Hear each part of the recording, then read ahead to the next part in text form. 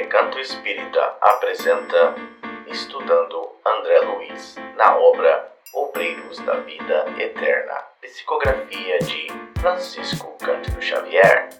Olá, sejam todos bem-vindos, todas bem-vindas a mais um dos nossos estudos das obras de André Luiz, Obreiros da Vida Eterna. Esse que é um livro que estamos quase acabando, quase no finalzinho, mas ainda temos muita coisa para aprender. Então, antes de darmos início ao nosso estudo, gostaria de pedir a Alex que abrisse com uma oração. Obrigado, Alex. Pai de amor e de bondade, é com muita satisfação e gratidão que estamos aqui mais uma vez, reunidos em Teu nome, em nome de Deus, de Jesus, nosso Mestre, na tentativa de aprendermos mais alguns ensinamentos divinos deixados através do nosso irmão André Luiz, a quem somos muito agradecidos por essa bênção que é a oportunidade de aprender através de seus relatos. Que a Tua luz nos ilumine para que nós juntos possamos entender e compreender esses ensinamentos, que nós possamos absorvê-los e aplicá-los em nossas vidas diárias, nas situações que surgirem. Que a Tua paz se faça entre nós, que o amor divino nos envolva, que nossos irmãos, que porventura não possam estar conosco hoje por qualquer motivo, também recebam a Sua luz, a Sua paz e o amor divino, onde quer que estejam. Agradecemos aos nossos mentores, amigos espirituais, que gentilmente também nos assistem. E assim, unidos num só propósito de aprendizagem, sob a Tua guia, a Tua direção, Jesus, pedimos a Ti e aos benfeitores a permissão para iniciarmos o estudo de hoje. Que assim seja. Amém. Muito obrigado, Alex, pela sua oração.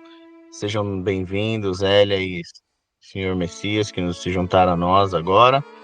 E vamos compartilhar o recapitulamento, então, da semana passada, daquilo que nós vimos, né, na semana anterior. Muito bem. Então, novamente, essa semana nós temos 2 slides para ler, porque como estamos chegando no final do capítulo, as coisas estão todas acontecendo agora. Então, às vezes fica um pouquinho difícil a gente sintetizar tudo em um slide só. E como semana passada nós acabamos o capítulo 17 e começamos o capítulo 18, eu achei melhor também fazer essa distinção para nós nos situarmos na história. Então, eu irei começar a ler o resumo do que vimos no finalzinho do capítulo 17, que diz respeito à irmã Albina. Então diz assim: graças ao tratamento espiritual administrado por Jerônimo, Albina sente suas forças revigoradas e melhora do quadro clínico, o que leva a uma alegria geral, não só às suas filhas, como também a todos presentes na sala. Ainda sentindo-se apaziguada pela melhora, Albina pede à sua família que tragam até ela seu netinho, um menino bastante fiel a Deus e altamente espiritualizado chamado Joãozinho. Joãozinho, que não é neto biológico de Albina, mas tem sido cuidado com amor pela família, tem um impacto profundo na atmosfera espiritual da casa e no plano reencarnatório de Albina, devido à sua fé e orações. Ademais, não é por acaso que o neto adotivo se encontra no seio dessa família, pois já se encontra carinhosamente ligado a essas pessoas desde há muitos séculos. Seu apelo sincero a Deus influencia as autoridades espirituais a adiar a morte de Albina, demonstrando o poder do amor e da oração diante da mortalidade. O forte vínculo entre Albina e Joãozinho prossegue, e o menino canta uma sentida canção evangélica, caída em prantos nos braços da avó por temer a morte da amada senhora, sendo carinhosamente acalentado pela iluminada irmã. André nota que Loide está grávida e Jerônimo explica que a criança a caminho é também antiga companheira de jornada de João e da família de Albina, e irá, juntamente a ele, levar em frente os ensinamentos evangélicos passados por Albina. Ao prolongar a encarnação de Albina, Joãozinho evitava também um possível aborto emocional, que seria desencadeado pelo sofrimento de Loide com a desencarnação da amada mãe. Este capítulo enfatiza o entrelaçamento dos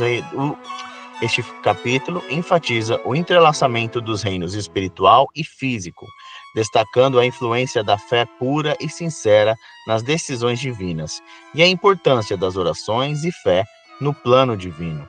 Sentindo-se ainda sob forte enlevo em meio ao lar doméstico e júbilo familiar, André conclui que, neste caso, o amor, acima de tudo, vencia o poder da morte. Então isso foi onde ficamos com a irmã Albina, como nós vimos, né? A encarnação dela foi estendida, né? O plano espiritual achou por bem, devido aos pedidos de Joãozinho, né? As orações, de estender a encarnação dela. Então, agora nós passamos ao capítulo 18, que retrata o quadro de Cavalcante. Começamos assim. Em contrapartida ao caso de Albina, o caso de Cavalcante se mostra mais difícil devido não só ao seu deteriorado estado de saúde, mas também à sua relutância em abandonar o corpo físico, lutando ferozmente contra a própria natureza de sua situação.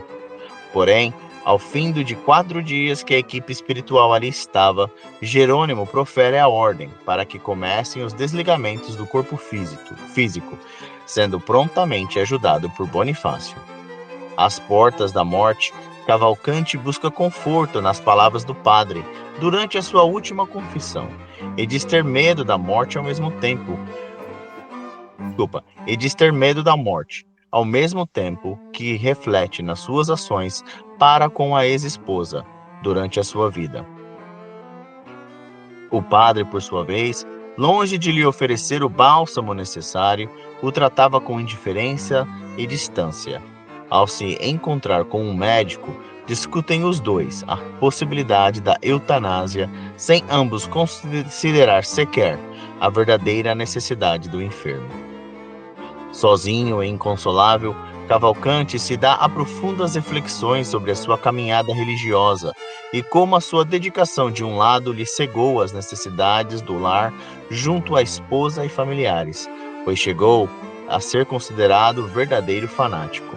Julgava-se culpado por não ter aplicado os ensinamentos de Jesus no próprio lar e buscava a todo custo o reencontro com a ex-mulher para lhe pedir perdão antes da derradeira hora. O auxílio presente que vinha do outro lado era de todo imperceptível para Cavalcante, pois as suas crenças religiosas não o prepararam para a realidade espiritual após a morte, e assim permanecia em estado de constante transtorno. Jerônimo pede a Bonifácio que traga a ex-mulher já desencarnada para o recinto, pois os elos com o corpo material cada vez mais se afrouxavam, o que possibilitaria então o aflito irmão ver e conversar com aquela que ele tanto ansiava em ver. Então foi isso que nós vimos na semana passada.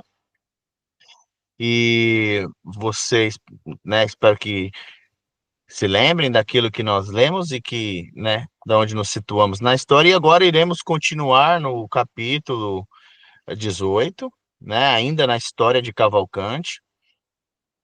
E vamos voltar um pouquinho atrás, só para nos posicionarmos também na história, né? Eu fiz esse grifo aqui para que possamos começar daqui exatamente. Quem gostaria de ler o texto para nós? Eu posso ler. Leia então, por favor, Hélia. Ok. Ao ausentar-nos-íamos por breves horas, considerando que o relógio assinalava poucos minutos além do meio-dia.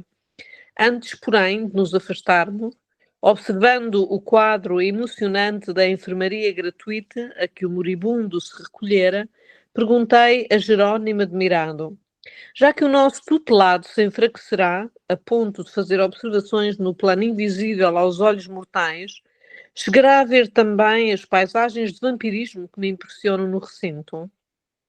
Sim, informou o orientador com espontaneidade. Oh, mas terá energia suficiente para tudo a ver sem perturbar-se? Não posso garantir, respondeu sorrindo. Naturalmente, qualquer espírito encarnado, diante de um quadro desses, poderia ser vítima da loucura e possivelmente atravessaria algumas poucas horas em franco desequilíbrio, dada a novidade do espetáculo. Quando a luz aparece em determinado plano onde a criatura esteja apta para ver, tanto se enxerga o pântano como o céu. Questão de claridade e sintonia, simplesmente. A notícia pôs-me frémitos de piedade.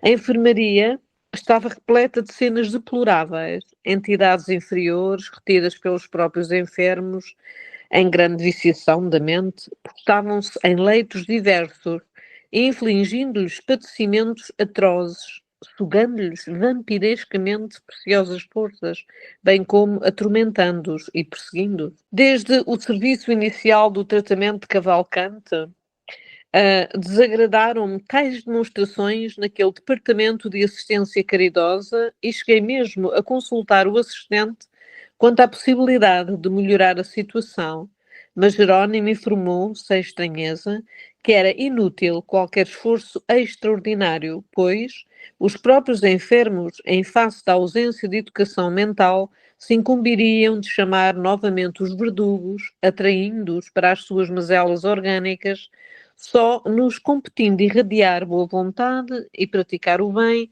tanto quanto fosse possível, sem, contudo, violar as posições de cada um. Confesso que experimentava enorme dificuldade para desempenhar os deveres que ali me tinham, porquanto as interpelações de infelizes desencarnados atingiam-me insistentemente. Pediam... Podes mudar para cima? Pediam toda a sorte de benefícios, reclamavam melhoras, explodiam em lamúrias sem fim. Sereno e forte, o meu orientador conseguia trabalhar de mente centralizada na tarefa, inacessível às perturbações exteriores. Quanto a mim, entretanto, não alcançara ainda semelhante poder. Os pedidos dos lamentos, os impropérios, feriam uma observação, impedindo-me de conservar a paz íntima. Por isso mesmo, ao me retirar, pensei na surpresa amargurosa do moribundo ao se lhe abrir a cortina que lhe velava a visão espiritual. Aguardei curioso o cair da noite, quando, em companhia do orientador, atravessei de volta o pórtico do hospital. Cavalcante avizinhava-se do coma. O sangue alagava lençóis que eram substituídos repetidamente. O enfraquecimento geral progredia rápido. O agonizante inspirava dó. Abriam-se-lhe certos centros específicos no avançado abatimento do corpo, e o infeliz passou a enxergar os desencarnados que ali se encontravam, não longe dele, na mesma esfera evolutiva. Não nos identificava ainda a presença, como seria de desejar, mas observava, estarrecido, a paisagem interior. Outros enfermos encaravam-no agora amedrontados. Para todos eles, o colega de sofrimento delirava, inconsciente. Estarei no inferno ou vivemos em casa de loucos? Bradava sob horrível tormento moral. Oh, os demónios, os demónios! Vejam o espírito mau, roendo chagas. E de fáceis contraída, apontava mísero ancião de pernas varicosas. Oh, que disse ele? Prosseguia com um visível espanto. Diz que não é o diabo. Afirma que o doente lhe deve. Ouvidos à escuta, silenciava ansioso por registrar as palavras impensadas e criminosas do algoz desencarnado, mas não conseguindo, desabafava-se de gritos lamentosos, infundindo compaixão. Não fora a fraqueza invencível, ter-se-ia levantado com impulsos de louco. Doentes e enfermeiros, alarmados, optavam pela remoção do moribundo. Tinham medo? Cavalcante desvairava. Consolavam-se, todavia, na expectativa de que a hemorragia abundante pronunciasse termo próximo. Meu Deus, que morte tão difícil. Jerónimo ministrou-lhe então, piedosamente, recursos de conforto e o agonizante aquietou-se, devagarinho. Não se passou muito tempo e Bonifácio entrou, conduzindo verdadeiro fantasma. A ex-consorte, convocada à cena, semelhava-se em tudo a sombra espectral. Não via o nosso cooperador, mas obedecia-lhe à ordem. Penetrou o recinto, arrastando-se quase, satisfazendo o guia automaticamente. Desculpa, com licença, Águia. Eu me confundi aqui, eu me perdi. Não se passou muito tempo e Bonifácio entrou conduzindo o verdadeiro fantasma. Ok, quem é o Bonifácio e quem que é o fantasma aí? O fantasma eu não sei.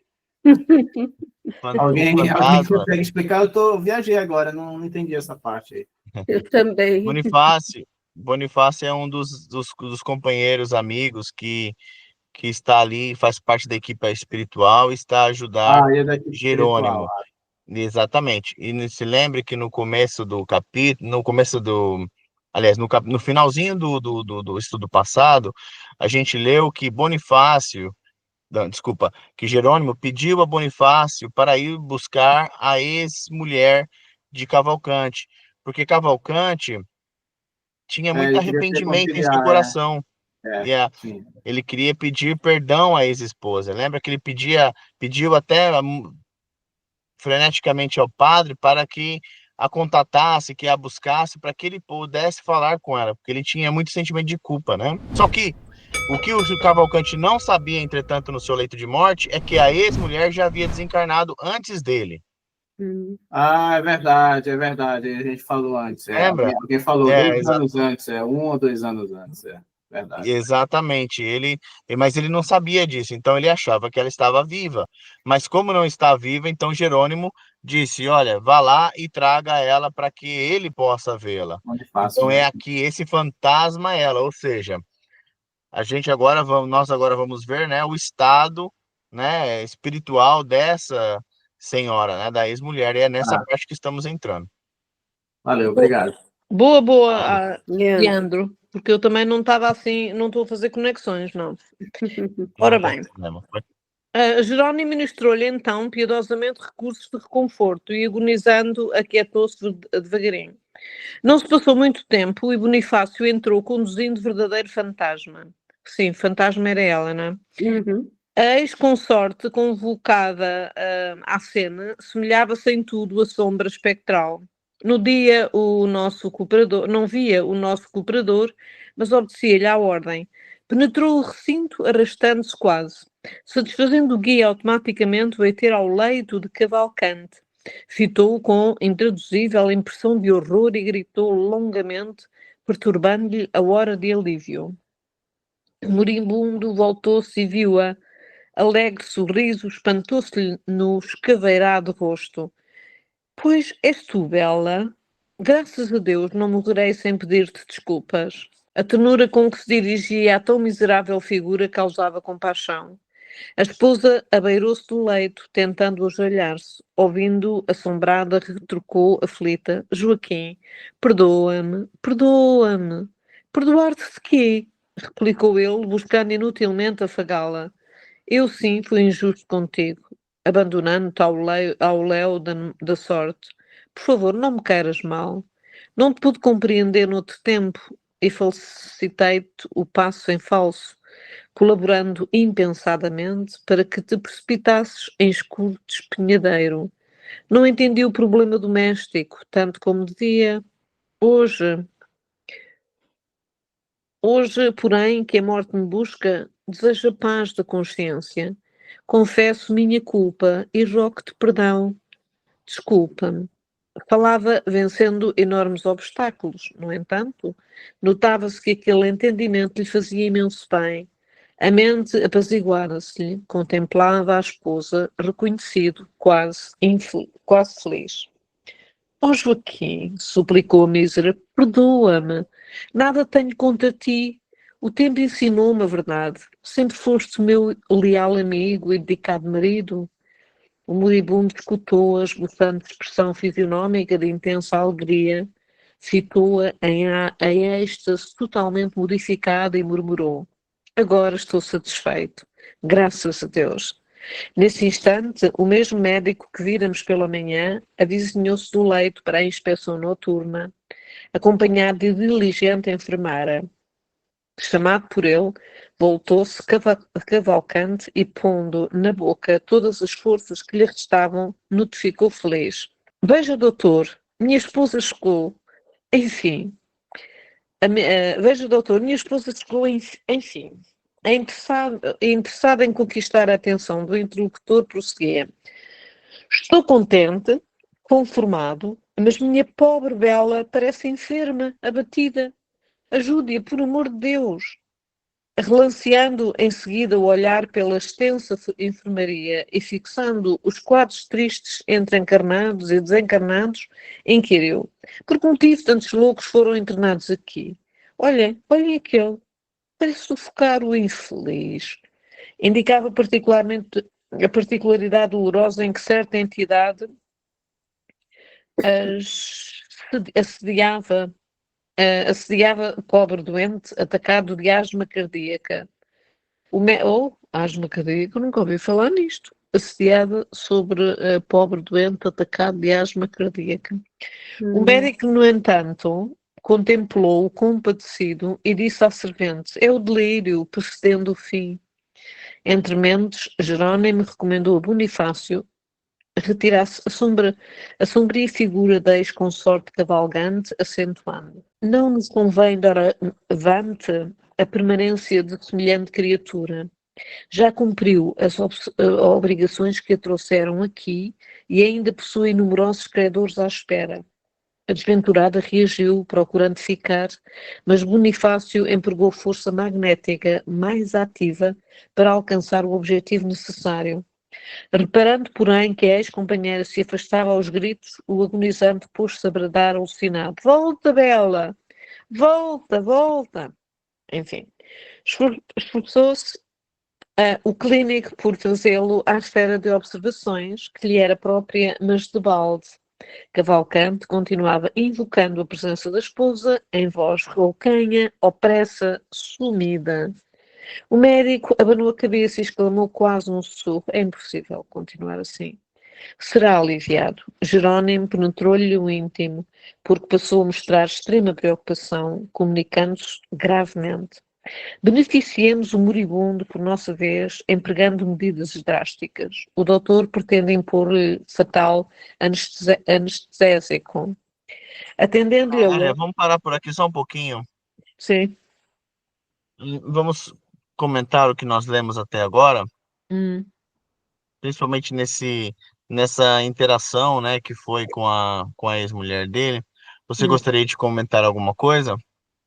Eu gostaria, quer dizer, o texto só me faz, só me releva um sentimento de estupefação em relação, e já não é a primeira vez que eu sinto isto, mas é interessante porque permanece esse sentimento de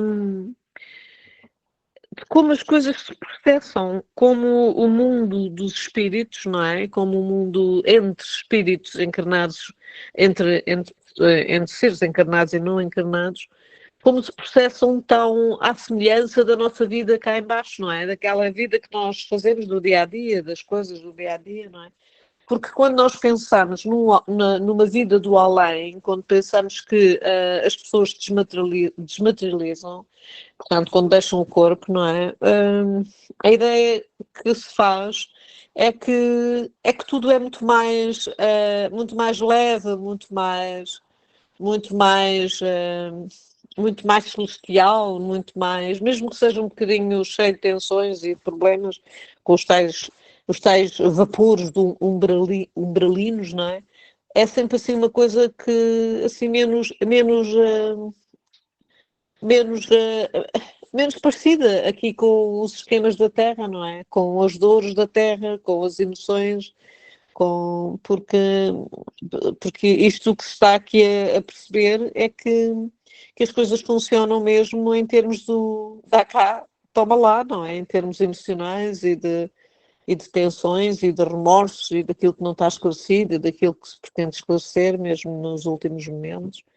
E isso é uma coisa que me impressiona muito, sempre que se lê estes diálogos assim, não é? Porque é muito difícil para uma pessoa encarnada, não é? Que não tem uma memória assim grandiosa do não estar encarnado, perceptuar estes cenários, não é? Está bem que isto é um livro, não é? Portanto, é uma interpretação para que as pessoas percebam, obviamente que provavelmente tem nomes, pronto, é uma coisa só para o leitor também perceber, mas este mundo assim, entre mortos e vivos, não é? Faz-me assim um bocadinho apreensiva em relação a essas transições, não é? Porque mesmo é assim uma coisa que eu não encaixo muito bem ainda, não é? Sim, mas vamos lá ver, né? Você falou várias coisas, vamos ver se eu consigo esmiuçar um bocado aquilo que você, das coisas que você falou. É claro que no que toca à história, né, de que André Luiz relata, conforme a gente vai estudando os livros e as obras de André Luiz, e já tem alguns estudiosos espíritas, né, que nos dizem que os livros de André Luiz, na verdade, não são só histórias, uma história específica, ela, na verdade, são um conglomerado de várias histórias de coisas que ele observou, né, na sua estadia no plano espiritual, e, aliás, os livros de André Luiz não foram apenas compostos por André Luiz, teve toda uma pleiade de espíritos elevados, incluindo o Dr. Bezerra de Menezes, Emmanuel, que analisava todos os textos antes de André Luiz os passar para Chico Xavier, né?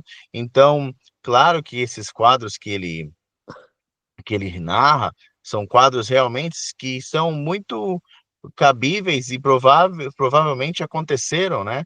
Talvez não só com uma pessoa, mas várias pessoas. Agora, não podemos deixar de notar também que, claro, que a desencarnação de cada pessoa é única e própria, né? Nós somos todos, como diz, né? A cada qual os seus atos, né? E nós sabemos que as nossas vibrações também muito influencia na maneira como desencarnamos. Por exemplo, naquilo que pensamos e naquilo que estamos atunados, né? Em termos das nossas afiliações e das nossas paixões, aquilo que buscamos, né? Então, se somos uma pessoa voltada para o bem, uma pessoa que é voltada para a caridade, ou para ser correta e para a moral, né?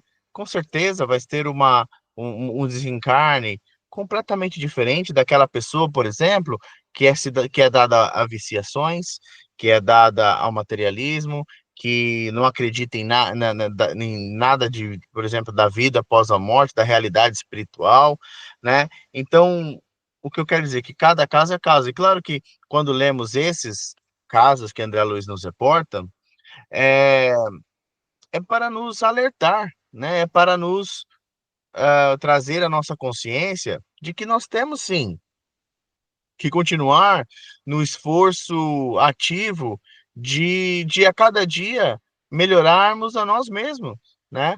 Sem que possamos, né? Por exemplo, eu quando falo possamos, eu falo que possa eu, né? Eu falo isso para mim mais do que para qualquer outra pessoa, que possa eu ser hoje melhor do que fui ontem e amanhã melhor ainda do que sou hoje, né? Porque nós todos temos as nossas falhas, nós todos temos as nossas viciações. Nós, se estamos nessa terra, é porque nós não somos perfeitos, né? Por mais que possamos parecer, né, perfeitos, nós ainda temos muito que aprender e galgar para subir, né, na nossa própria escala evolutiva. Então, eu penso que, em vez de termos o medo e termos a apreensão, né, ao lermos essa história, o que nós talvez devemos fazer é buscar o conforto ainda mais no estudo, né? E também nas nossas orações com a Deus, a Jesus, a espiritualidade maior, porque se uma coisa que nós temos aprendido é que o socorro nunca está aquém daquele que pede com humildade e com sinceridade, não é? Mais alguém gostaria de falar alguma coisa? Ok. Elia, você quer continuar para a gente, minha querida? Então, Sim. e desculpa, só antes de você continuar, agora nós estamos vendo que, não sei se vocês notaram, no tom meio que de urgência que Jerônimo está agora a trazer, né, para o ambiente. Por quê? Porque o médico já está vendo, né? Isso era uma coisa que eu queria falar também. Porque o médico, de uma visão materialista, uma visão da visão física, do nosso lado, vamos dizer, ele está vendo, meu Deus, ele já está começando a delirar, o fim está próximo. E é verdade, muitas das vezes nós vimos em estudos que foram feitos em casas de velhinhos, né, e outros centros assim, que as pessoas, quando estão aproximar, né, a hora da partida para o plano espiritual, realmente elas começam a ver pessoas amadas, queridas que estiveram antes, né, em vida, mas que agora já é sabido que passaram, né, de volta ao plano espiritual. E a pessoa, o desencarnante que está ali num leito, né, nesses lugares, começa a dizer, eu vi fulano, eu estou a ver Cicrano, e o pessoal vê, esse daí já está para morrer, porque já está vendo morto, né? Só que, claro, que nós sabemos que, e como já discutimos, ninguém está aquém do socorro espiritual, e tudo se dá conforme o merecimento, né? Então, quer dizer, no caso de Cavalcante, a esposa foi trazida para que ele pudesse fazer as pazes com ela, né? E que trouxesse a paz ao seu interior para que ele pudesse, então, desencarnar em paz. Então, voltando isso, trazendo para o momento atual, isso tudo acontecendo no plano espiritual, mas o médico, o que o médico vê? Ele está delirando, ele já está para morrer. Então, vamos apressar o caso, ou seja, ele já está pensando na eutanásia, né? Claro que isso não seria a culpa de Cavalcante se ele fosse, se esse médico, né, é, fosse bem sucedido nessa prática. Mas eu espero que não, porque a eutanásia nunca está no plano de ninguém, né? Tanto nem a eutanásia, nem como o suicídio. Claro que nós sabemos que, quando questão do suicídio, são questões complicadíssimas, né, psicológicas e espirituais, que devem ser, sim, tratadas com a ajuda de profissionais, de médicos, enfim, para além da espiritual, né? Mas, anyway, de qualquer maneira, voltando para esse caso, então, agora já se vê a urgência de Jerônimo, né, para que a morte ou a passagem, né, talvez se dê de uma forma mais natural do que induzida. Mas vamos ver, então. Continua para a gente, por favor, minha querida. Forçou-se o clínico por trazê-lo à esfera de observações que lhe era própria, a mãos de balde. Cavalcante continuava invocando a presença da esposa, em voz roucanha, opressa, sumida. O médico abanou a cabeça e exclamou quase num sussurro: é impossível continuar assim. Será aliviado. Jerônimo penetrou-lhe o íntimo, porque passou a mostrar extrema preocupação, comunicando-me gravemente: beneficiemos o moribundo por nossa vez, empregando medidas drásticas. O doutor pretende impor-lhe fatal anestésico.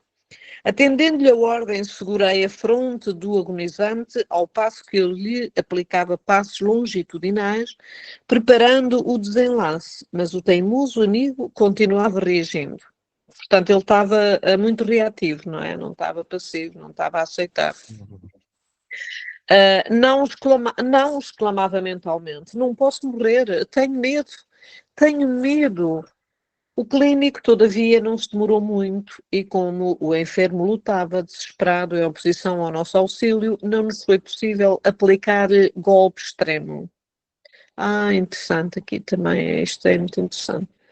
Porque quando o enfermo está a resistir é muito difícil, está com umas tensões muito terrenas, não é? Muito cá de baixo, é difícil ser ajudado assim mais... Sim, porque Sim, porque como o estado mental dele era de angústia, né, de transtorno, e ele também não pensava na questão da cooperação com o plano espiritual nessa hora, ele se fechava entre seus transtornos interiores, né, e não deu a possibilidade para que os irmãos espirituais pudessem trazer a ele, né, a É, calma, a paz, pronto, enfim, tudo aquilo que ele precisava naquele momento, não é?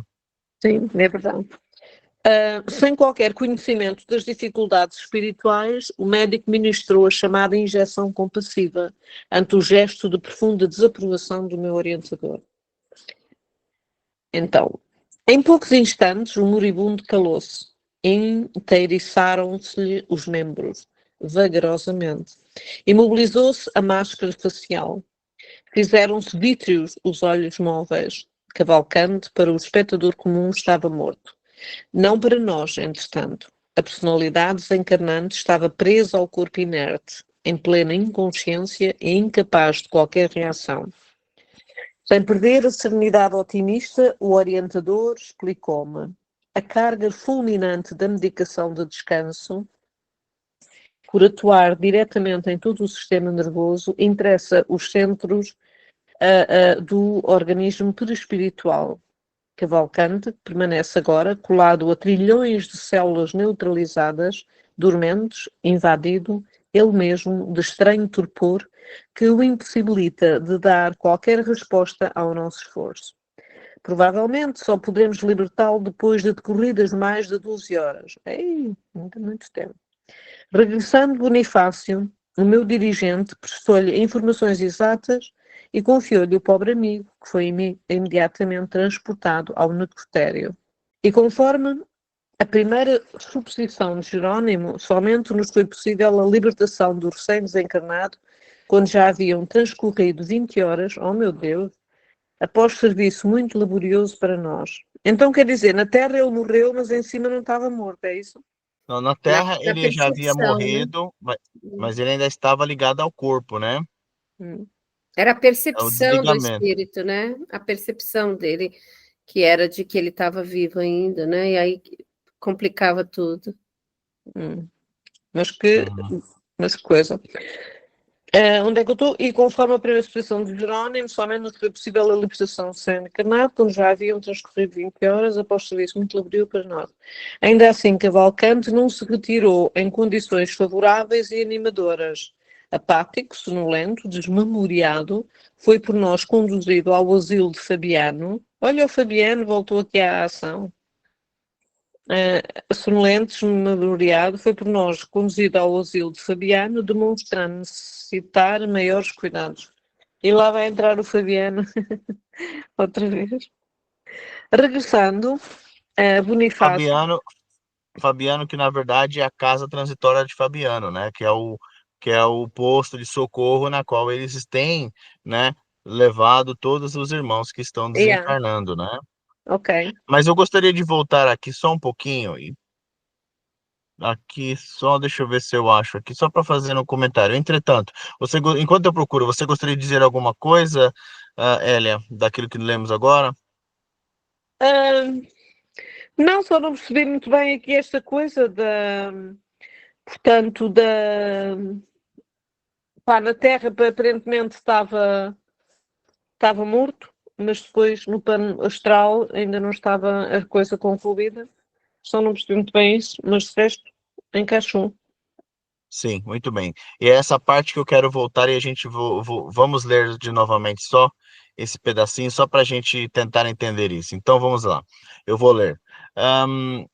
Então o médico, né, deu-lhe o aqui, o clínico, todavia, não se demorou muito, e como o enfermo lutava desesperado em oposição ao nosso auxílio, não nos foi possível aplicar-lhe o golpe extremo. Ou seja, eles queriam, né, fazer. Eu penso aqui, lendo isso daqui, o que era o plano de Jerônimo? Já Era, era fazer o desligamento do corpo antes da droga ser injetada no corpo. Por quê? E eu digo isso porque agora vamos analisar, né, pensando, né, na estrutura física e na estrutura espiritual. Nós sabemos que para cada célula do corpo físico, a uma célula equivalente existente no plano, no corpo perispiritual, não é? Então, essas duas células, elas se ligam elas são ligadas assim e elas interagem entre si, né? Então, como o médico estava para injetar a medicação, queria agir sobre o sistema nervoso, penso que o que Jerônimo queria fazer era já era acelerar o desligamento para quê? Para que essas drogas não exercessem a sua influência tão profundamente no corpo perispiritual de Cavalcante. Mas como ele já estava tão transtornado e tão, vamos assim dizer, eu vou usar esse termo, mas talvez esse termo não é o termo certo, mas tão louco e fora de si, né? Que ele não conseguiu dar a abertura para que o plano espiritual agisse. Então, quer dizer, eles não conseguiram aliviar aquela parte. Então, o que aconteceu? Aí que eu tô falando, sem qualquer conhecimento das dificuldades espirituais, ou seja, o fato do Jerônimo e a equipe não poder aliviar, né, ou separar o perispírito antes, o médico ministrou a chamada injeção compassiva, ante o gesto de profunda desaprovação do meu orientador. Ou seja, por quê? Porque Jerônimo não queria, ele sabia o que ia acontecer. E o que aconteceu? Aí vai que nós vamos agora ver. Em poucos instantes, o moribundo calou-se, porque já sentia-se sob o controle, sobre a ação da droga, né? Inteiriçaram-se-lhe os membros vagarosamente, imobilizou-se a máscara facial, fizeram-se vítreos os olhos móveis. Cavalcante, para o espectador comum, estava morto. Então, por que para o espectador comum? Porque estamos falando, talvez, do mundo material. Para quem está olhando de fora, para quem está olhando desse lado, né, e olhando a ele, a Cavalcante e aos sinais que ele emitia, né? Olha, a gente acabou de dar a injeção passiva, a droga fez efeito, ele faleceu. Entretanto, no plano espiritual, a história era outra, né? Não para nós. A personalidade desencarnante estava presa ao corpo inerte, em plena inconsciência e incapaz de qualquer reação. Por quê? Porque, como o desligamento não havia sido feito nem parcial, ele sentiu todo o impacto daquela droga também no corpo perispiritual, né? Então, Jerônimo vem e diz: a carga fulminante da medicação de descanso, por atuar diretamente em todo o sistema nervoso, interessa os centros do organismo perispiritual. Tá vendo aqui? A conexão entre o material e o perispiritual. Cavalcante permanece agora colado a trilhões de células neutralizadas, dormentes, invadido ele mesmo de estranho torpor que o impossibilita de dar qualquer resposta ao nosso esforço. Ou seja, a gente pode até pensar, então, que talvez o que foi feito, e uma coisa que agora, lendo, me veio a ideia de que talvez esse não foi, ele foi levado talvez a um coma induzido, né? Porque o que é um coma? O coma nada mais é que a falta de consciência, né? Através do poder das drogas. Então, uma pessoa quando está em coma, ela não responde a estímulos provocados no exterior. Você pode beliscar, você pode gritar, você pode fazer o que você quiser com a pessoa e a pessoa não vai responder. Por quê? Porque a pessoa em coma induzido, e também no coma natural, né? Ela está imune à influenciação Aos exterior. estímulos exteriores. Exatamente. E é o que aconteceu aqui. E é o que aconteceu com o Cavalcante, né? Ele agora estava ali, né? Sobre o efeito da droga, dormente, né? Tanto do lado material como do lado perispiritual. Por quê? Porque ali já havia a falta de consciência dos dois lados, né? E foi por isso que ele disse: provavelmente só poderemos libertá-lo depois de decorridas mais de 12 horas. Por quê? Penso que no decorrer das 12 horas, entretanto, mais para frente a gente vai ver que foi só depois de 20, né? No decorrer desse tempo, o que tem acontecido de fato, seja então o perecimento do corpo físico, né? No caso, a morte do corpo físico, né? Ali, quando o médico injetou, talvez o corpo físico ainda não tivesse morrido, porém o coma já teria sido induzido, mas o corpo ainda talvez tivesse funções biológicas ocorrendo, talvez o coração ainda estava batendo, talvez ele ainda respirava por si mesmo, né? Enfim, o óbito ainda não tivesse ocorrido, porém, com o correr do tempo, com o correr das horas e a ação da droga, aí isso seria o resultado final, né, dessa devido à injeção dessa droga, né? E aqui ele continua. Então, regressando Bonifácio, meu dirigente prestou-lhe informações exatas e conferiu-lhe o pobre amigo, que foi imediatamente. Pois é, já foi pro necrotério, já foi levado dali, já saiu pro necrotério, né? Então, quer dizer, para Pois todos isso os é que eu não efeitos. percebi muito bem. Foi levado ao Então, necrotério, mas estava ainda em coma. isso sou eu fazendo suposições, né? Mas pode ser que já nesse momento o médico já. É porque não é nos falado aqui, né? Isso sou eu fazendo aqui, estou conjurando aqui, fazendo, né, suposições, né? Mas porque não é falado, né?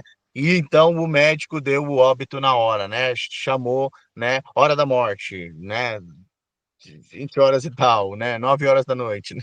Mas se foi talvez transportado para o necrotério, então é de se assumir que naquele momento o médico deu a, a morte do corpo física como vista, como válida, né? Entretanto, como nós sabemos, do lado espiritual, a Cavalcante ainda dorme ligada ao corpo, né? Por causa do quê? Porque ainda está sob a ação da droga que foi injetada no plano físico, entendeu? Yeah.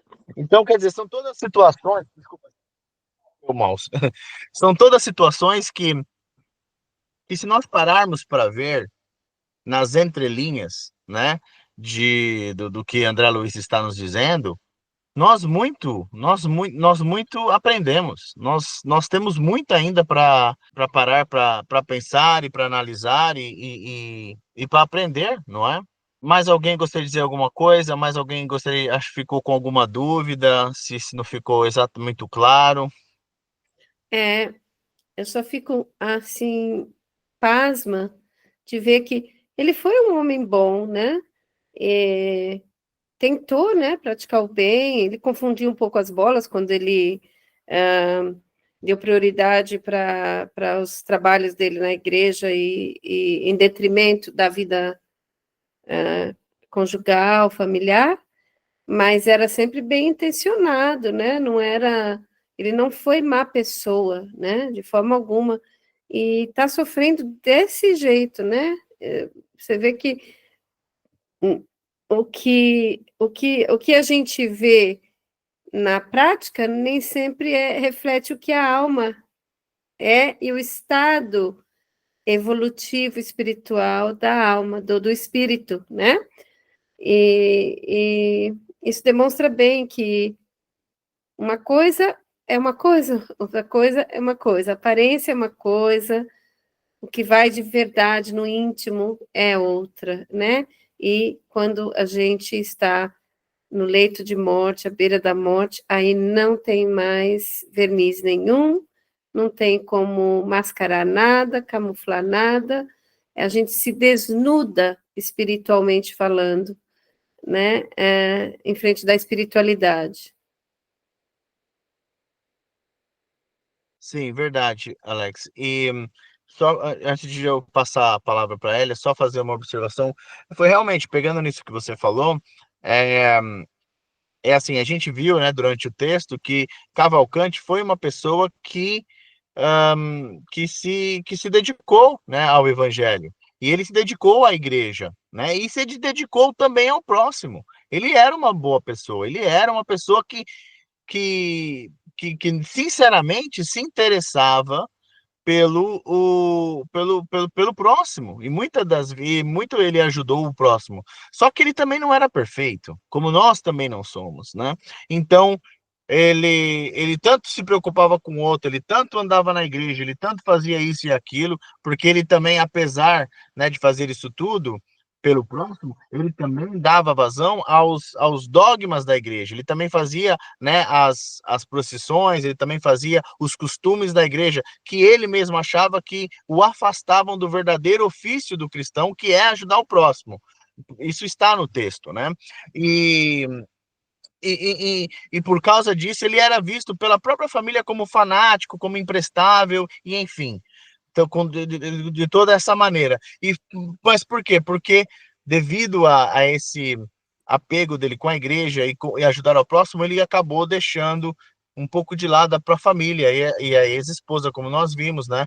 Então, isso lhe trouxe sofrimento, isso lhe trouxe aquele sentimento de culpa, porque ele reconheceu que ele acabou não aplicando no próprio lar aquilo que ele falava, talvez, o que ele ensinava, o que ele pregava, o que ele fazia com os outros, né?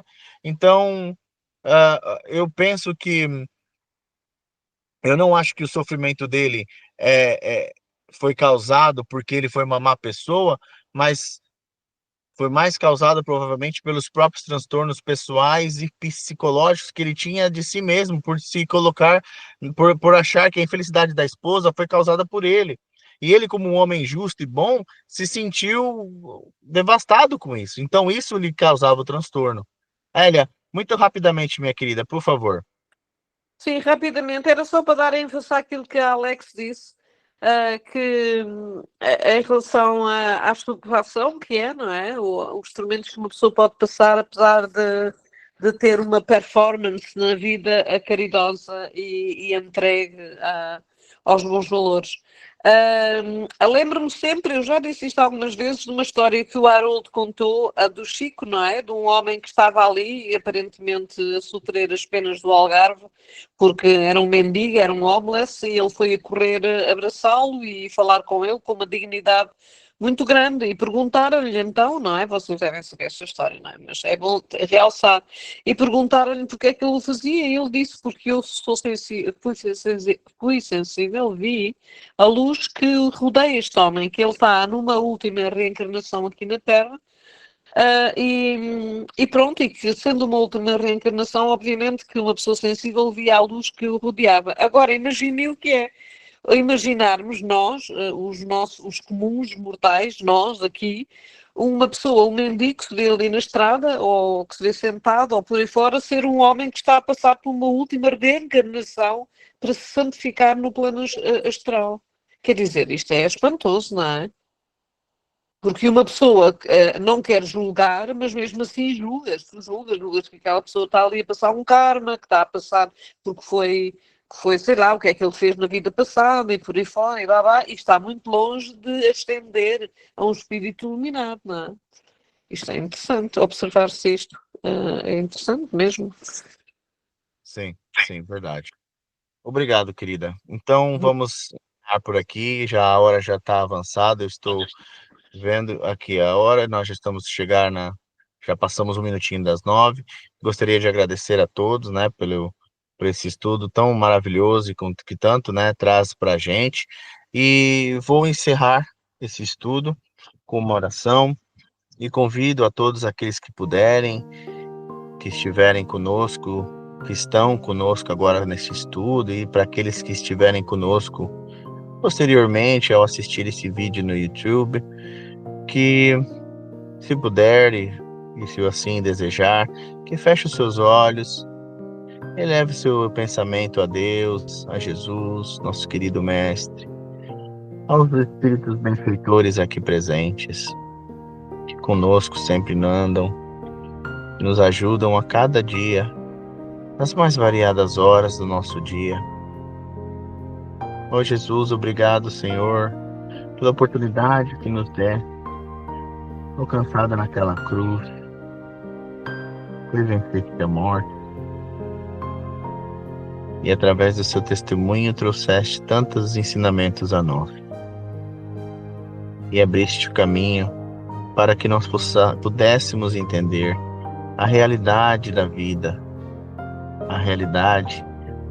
após a vida, e que possamos, a cada dia que passa, tentar entender e aprender, e que nosso entendimento se abra, que possamos verdadeiramente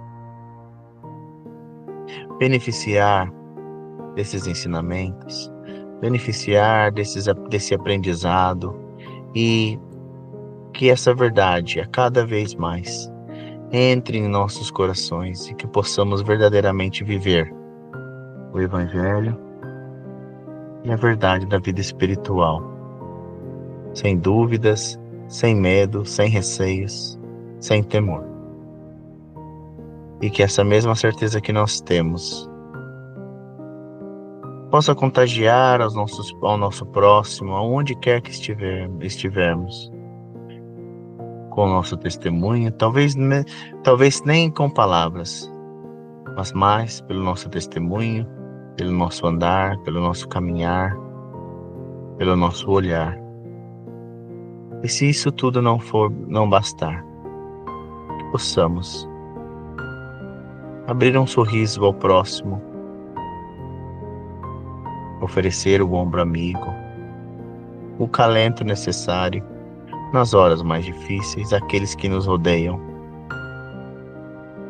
Que possamos ser um bálsamo na vida daqueles que nos rodeiam.